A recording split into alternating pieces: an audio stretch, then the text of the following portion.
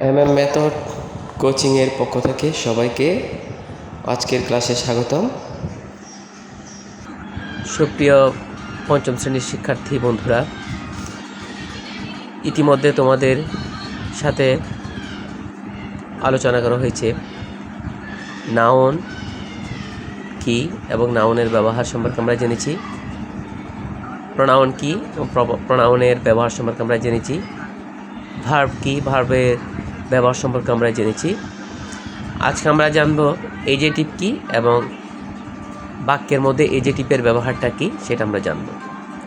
তো তোমরা স্ক্রিনে দেখতে পাচ্ছ এজেটিভ একটি বিশেষণ। এজেটিভ হলো এমন একটি শব্দ যা নাউন বা প্রোনাউন এর দোষ, গুণ, অবস্থা, সংখ্যা, পরিমাণ বা বৈশিষ্ট্য প্রকাশ করে। বাংলায় এজেটিভকে বিশেষণ বলে। আমরা যদি কিছু এক্সাম্পল অনুসরণ করি, এখানে আমরা দেখতে পাচ্ছি number 1, he is a good boy, যেটি নাউনের আগে বসেছে। নাউন হচ্ছে এখানে বয়, একটি ছেলে, আর ছেলের গুড মানে হচ্ছে আমরা জানি ভালো, তাহলে ওই ছেলেটার একটা গুণ প্রকাশ করেছে, সে একজন ভালো ছেলে। গুড এখানে adjective. Number 2, I have 3 books.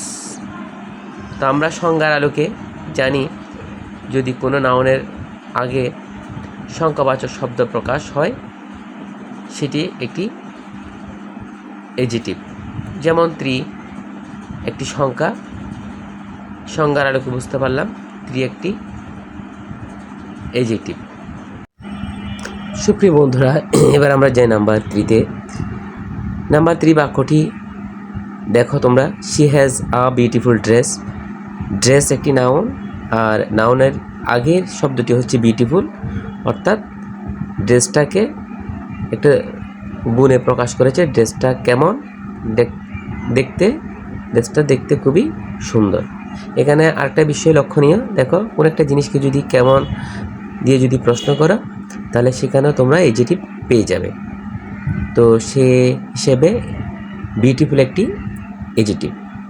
Number 4, this is a big house. Big এখানে একটা পরিমাণ বোঝাচ্ছে, একটা বাড়ি একটা নাউন।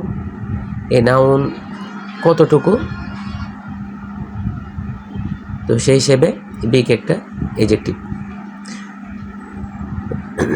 সুপ্রিয় শিক্ষার্থী বন্ধুরা, আজকের ক্লাস এখানেই সমাপ্তি ঘোষণা করলাম।